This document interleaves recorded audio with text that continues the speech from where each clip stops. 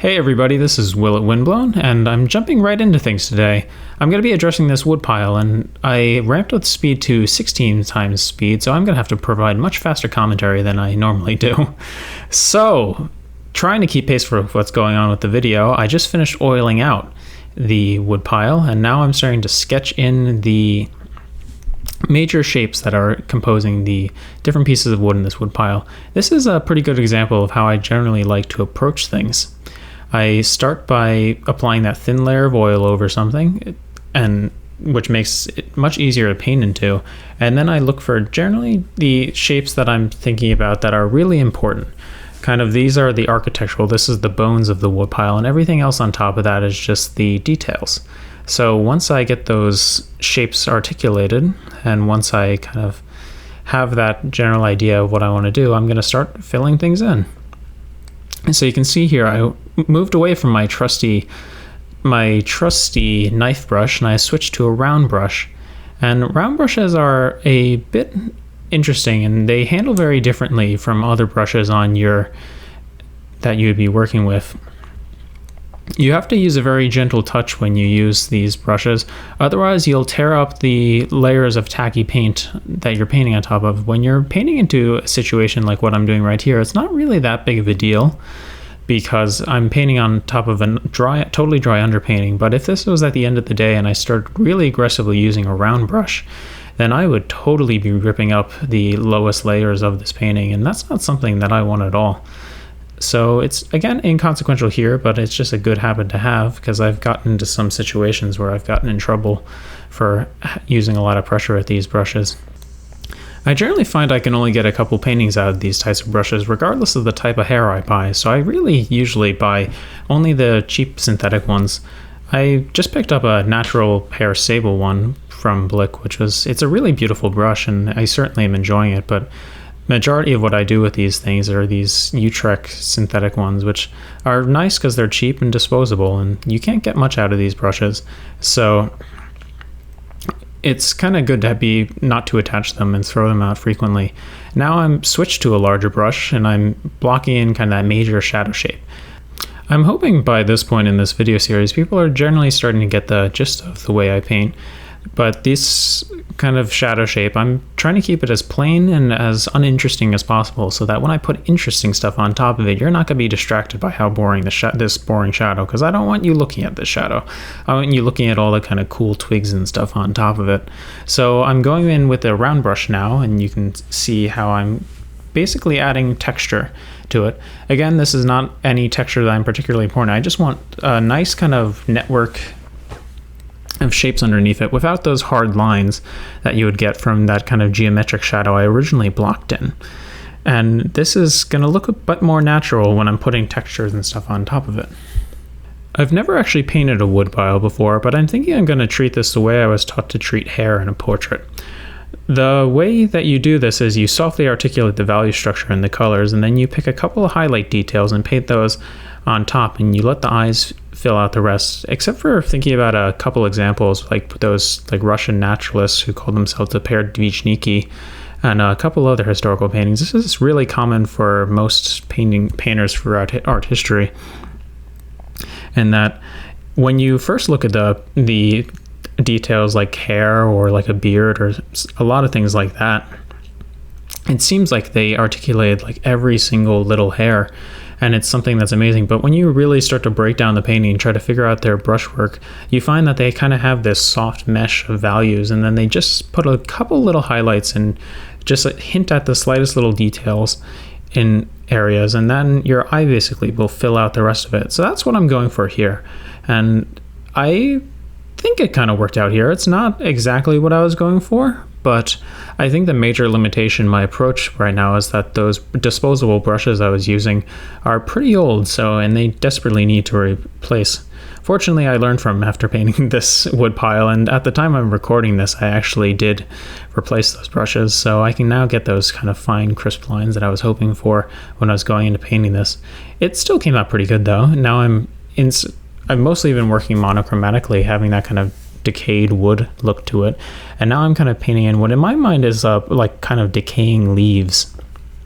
which have a totally different tonal structure from what's on top of it. And again, that old painting adage, I was told that if you put two colors in a shadow, it's going to look realistic. So this is going to kind of be my second shadow in here.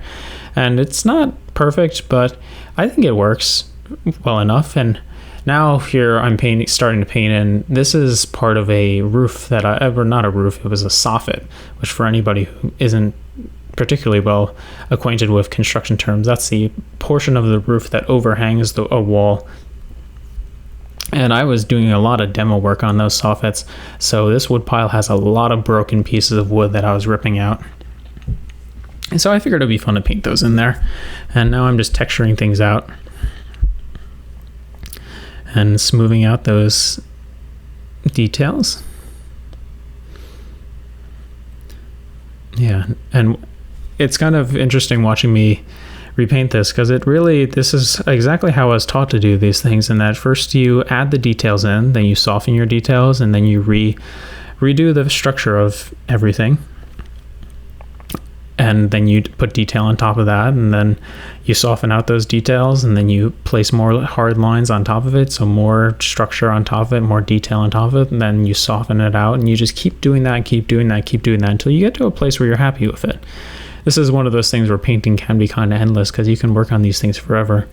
Like if I was to work on this more, I would probably deepen those shadows and clarify more of the value structure. But I'm not really that invested in this type of thing, because this part of the painting is pretty far away from where you are, and you're not going to be seeing all these like hyper realized shapes when you look at this in real life. So I'm not going to do that here. I'm starting to move around the wood pile now, because I find that if you put too much detail and too much work into one area, it's really going to be limited by what's surrounding it. So it might be fine for the context of the painting, but just because of it's in a state of realization, which is much more realized than the rest of the painting, it's going to look pretty off. So I'm moving around now. I've moved from that zoom in position back out to the standard camera position, which unfortunately, looking at the frame now, I think that what the work I'm doing would have been in the frame originally and that zoomed in, but oh well, I'm still learning how to do these things. And anyways, I'm getting to work on that back tree. This back tree, I want to look distinct from the trees that are in the rest of the painting. The paintings to the trees to the right, the branches have those kind of needle-like leaves, where this is more of like standard tree leaves. I don't know anything about the names of trees, but in my mind there's like needle leaves and standard leaves and that sort of. So I'm basically trying to use a different brush than I use for the other section of the painting, which is again that little round brush. And I'm trying to build in those textures of individual leaves, and then I'm softening them out and then going back in probably to make it darker again, and then softening it out some more. And yeah, it really does look pretty good, seeing that light that's filtering through. I watched a video a while ago from the artist Alex Tischler, or is it Andrew Tischler? It's something Tischler. But anyways, he has this beautiful effect that he paints where he has this dark silhouetted tree, and then he has little like highlights that are poking through the tree. So I'm kind of trying to do that here, because I think that would be really cool looking. And it's not something I've ever done before, and I want to try it because it kind of aligns with I'm not really doing it in a painterly way. I'm kind of breaking this down as a printmaker would, where I'm going to have that kind of bright shape, and then I'm going to place a flat black shape on top of it to try to create that contrast. But it's something that maybe will work, maybe it won't work. I want to try it out, and that's, I think, a big part of painting is that type of exploration. There's something really beautiful that occurs in painting when they have really crisp, clean value structure. And yeah, that's something I'm always striving for. And I find it always happens when you get these moments of like high contrast and just really, really nicely composed value, where the painting has kind of a glowing quality, which happens because paint is kind of transparent, and basically light penetrates through the transparent layers of those painted layers, and then it will actually bounce off the canvas and will reflect back at you. So your painting gets this effect where it's like actually glowing, which is one of those magical things about not approaching painting totally directly and having some transparency. You get that kind of glowing, radiating effect where there's almost light that's coming through your painting. So that's something that I'm going for. And a very easy way to kind of help that along is by having that kind of high contrast dark shape next to a light shape type of thing, which I want this painting to glow, and it's something in all my paintings I'm basically going for, is I really like that glowing sensation when you look at a paint. And now I'm starting to break up those shapes here. You can see I just added a little tree in the background, and it's amazing when you add little things like that, just how much more like believable it starts to have when you just have a couple little details like a tree far in the background or a branch going across like what I'm doing here. And it's pretty easy to overdo these types of things. I think it mostly depends on the artist's taste on how much of these things they want to put in, because when you're looking at something in reality, there's like an infinite amount of these little details that you can add in. So I think a big part of like maturity as a painter is knowing how much is enough. It's kind of interesting also, as you spend a lot more time painting, you start to become aware of what your sensibilities are. Like I find I don't like to go crazy with these details. I like to kind of keep things more general and more shapy. It's almost like I don't want to get bogged down by kind of the details of the world, and I try to keep things a little bit more idealized, it's kind of a weird thing because my subject matters are definitely not idyllic subjects, but the way I go about painting them is kind of in a not really romantic, because romantic would be painting the individual leaves, but I'm not choosing to see a lot of details, or I see a lot of the details, but I'm not choosing to paint them, and I'm only painting a select amount of these things. And yeah, that's kind of just the way I go about painting things. Switching back to the commentary of what's going on, I just finished up, it seems like, that initial layer of detail, and now I'm going back to that mantra of this video, which is softening and then darkening. And now I'm softening everything again. I hope I don't over soften things, because softening is usually a pretty good thing to do, but I have a tendency to overdo it a little bit sometimes. But looking into what I'm doing right now, I softened everything out, which is good, and now I'm working in some of the lighter values, which is really good. That's going to increase the contrast, and again, go get the painting closer to what my goal was, which is to get that beautiful glowing quality that some of those painters can achieve. So again, it's kind of scary watching me do this, because I have a tendency to go overboard on the softening.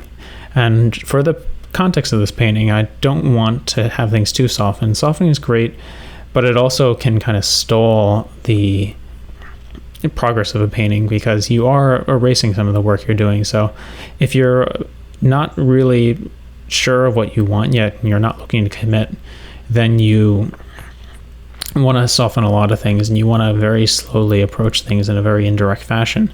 But for this painting, it's indirect, but I'm also trying to keep things a bit more direct at parts.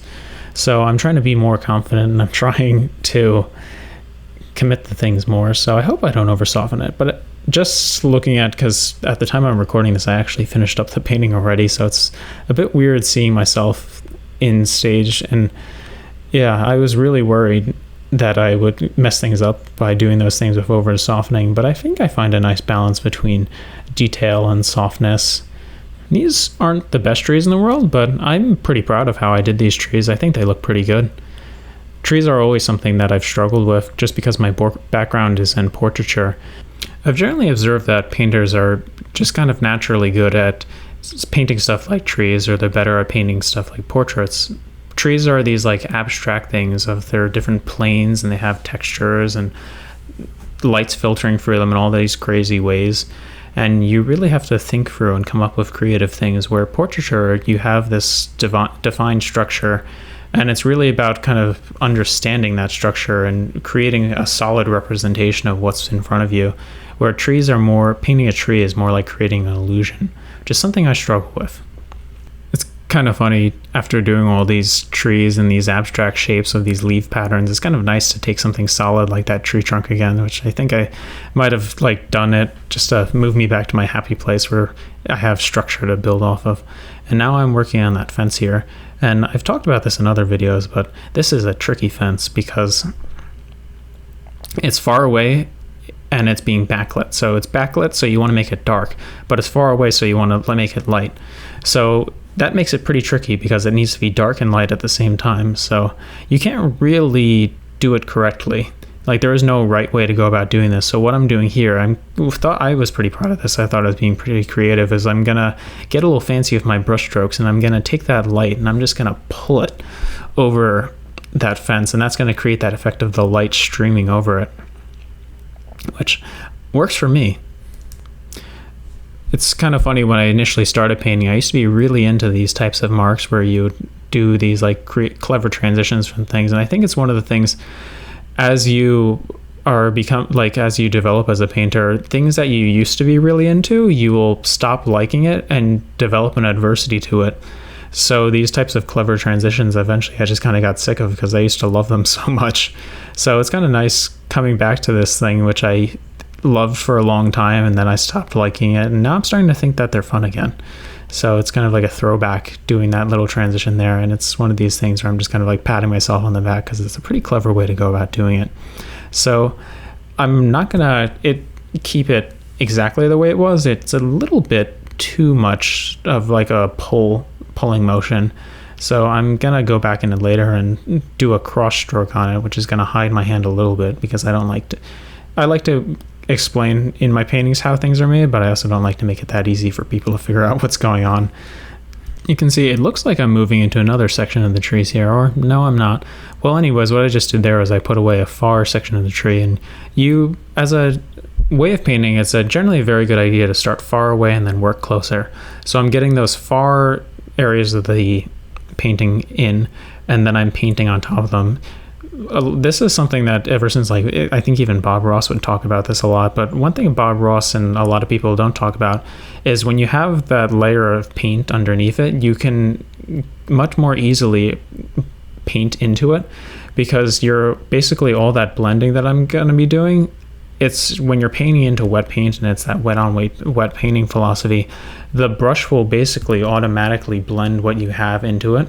So it makes it easier to get kind of what you're looking for, as opposed to having all these like brush strokes in different colors that aren't really harmonizing with each other. So it's kind of gonna auto blend. So it's hard to make, like, if you have messed up horrifically, it's gonna be hard to make a really big adjustment. But it is, when things are kind of right, it is easier to make those slight changes. I'm not sure exactly historically when this technique would have arrived, but I usually think of its founder as being John Singer Sargent, because John Singer Sargent would always, in his teachings, talk about the importance of two things, the plumb line and the wigmaker's block. Basically, the plumb line, which is the easier of the two to understand, is you drop a line and you use that as a reference point, and that's kind of your little area of truth which you build off of. And then the wigmaker's block is you basically really, really softly articulate the face, and then you paint into that, and that will again give you that kind of flesh-like auto blending quality, which is really, really helpful in painting. So catching back up to the speed that I'm moving at, because this is at 16 sign speed and really fast, so I got a fast commentary, no tangents. So I'm working on the boat right now, and this boat, I think I've talked about before, it's a tricky thing, because it's a synthetic boat. It's a synthetic boat cover, and synthetic things have really funky blending just optically when you're looking at them. So this is, I think, try number 2 on this boat, and I think I did a much better job with this boat than I did on the first layer. So I'm starting in with that flat shape of the shadows. This is going to give me some simplicity, which I can build the complexity and the detail off of. I've talked about this in a lot of videos, and I really want to drive this thing home, because this is one of my favorite things in painting, is when you have those flat shadow shapes, those simple shadows, and then you put details in the light, it really makes the lighter portions of it pop. So I've switched to that round brush, which it seems like the brush of the day is not my knife brush, which is what I've been using for the most of this painting. It is this tiny little round brush, and I'm starting to stipple into the painting these details in the light, because I was looking at the boat pretty closely, and I noticed that when you look at it, you kind of notice it has this almost stipply texture to it. So I want to try to convey that ever so slightly. It might not survive my softening habits, but I want to give it a try, at least for how I'm laying in the paint.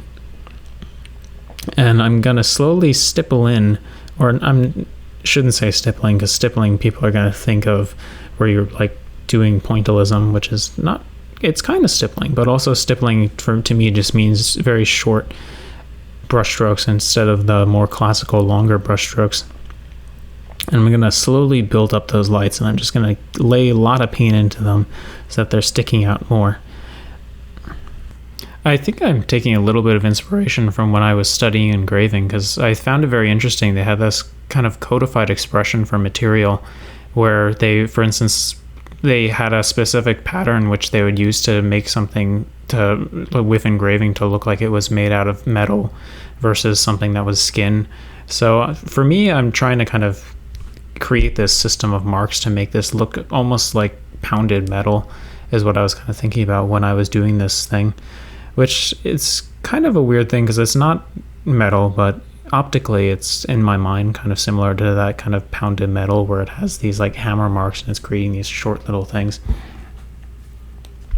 I think it's kind of interesting as I'm watching it. I think as I was painting this, I really did have engraving on the brain, because it's not something I don't know if you can really see too well in the video, but I'm actually creating little hatch marks in this, and I'm trying to express the form through these hatch marks. So I have that flat shadow, and then I'm not really even changing the value too much, but I'm just running that round brush across it. And like I was talking about earlier, how these brushes kind of tear up the lower parts of the painting, I'm aware of that problem that these brushes have, and I'm trying to use that to my advantage.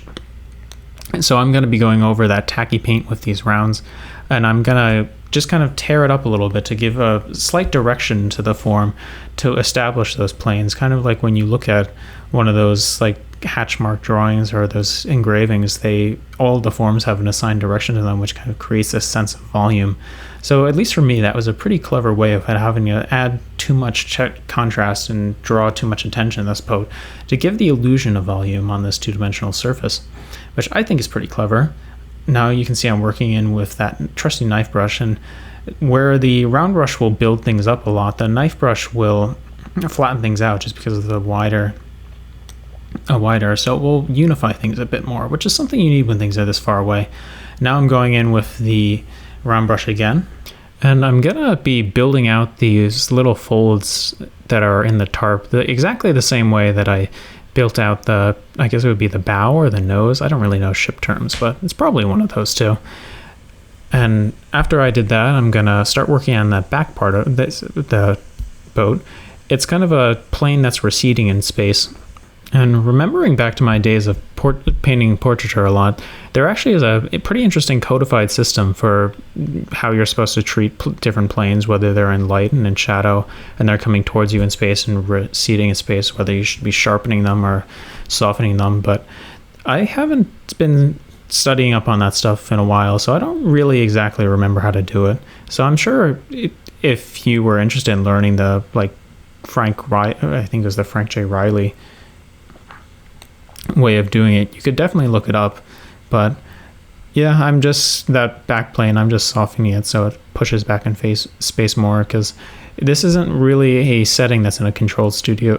This isn't a subject that's in a controlled studio setting, so I don't know if those rules in portraiture are going to apply to it too much. Now I'm working over basically the soft groundwork that I applied earlier.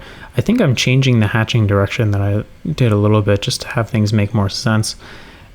And I'm just going back in, reinforcing things. Painting is one of those things where you can either approach things very directly, where, going back to John Singer Sargent, he would just place down a single stroke to approach things, or you can kind of tentatively and indirectly approach things. And for this painting, and I find I'm generally more comfortable with that more indirect style of painting.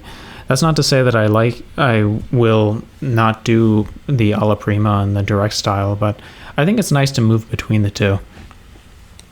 And I really enjoy glazing and stuff like that, so I'm approaching things a little bit more indirectly here. You can see where I am right now. I've basically articulated that area, and it's pretty helpful to take a step back when you're working on an area for a long time and just sit down and look. It's obviously something where when you're recording it that you don't really get it, because that would just be footage of me staring at the painting. But it's helpful because you don't want to look at something for too long, because then you lose sight of what that thing is really supposed to be. So now it's at the end of the day, so I'm just loosely working on things, jumping around, really softening the edges, cleaning up those loose edges, and really anything that I don't want to have left unfinished, because it would be a lot harder, to work in them. And I think I'm finishing off the day here by adding a little bit of texture in there. There's this under bracket of the boat, which is pretty interesting, but there's a lot of angles in there, which if I mess those up, that could be pretty bad. So I'm gonna very tentatively approach it. And I could go, again, wild with the details. And I could really explain this undercarriage of the boat, but I think just my aesthetic and my preferences as an artist, I'm just going to very subtly, if a couple brush strokes suggest that there is this, like this, I think it's a trailer that this boat is placed on top of. I think I'm definitely going to make a painting about boats in a future painting, because they're this really interesting thing, because boats are a symbol of status, and it's like a declaration of your wealth and your capacity to engage in recreational activities, because they really don't serve any practical function. But it's interesting also because when you walk around neighborhoods like where I'm living right now, there's tons and tons of boats that are just lying on the side of properties and they're just in a total state of decay. I saw a boat that it's been kind of interred on a property for so long that there's plants growing out of it. And I thought that was really cool. I'll probably make a painting about that someday, but this painting's not about that. This painting's about mostly that wood pile in the patio. So the boat's painting will probably have to wait for another day. It looks like I'm just about wrapping things up. So I was hoping to use these final moments to ask you, what do you think of this fast style video, fast style commentary as opposed to the other ones? Honestly, it feels a bit fast to me, but what do you think? Let me know in the comments, and as always, please like and subscribe. It would really help me out a lot. Thank you and have a nice day.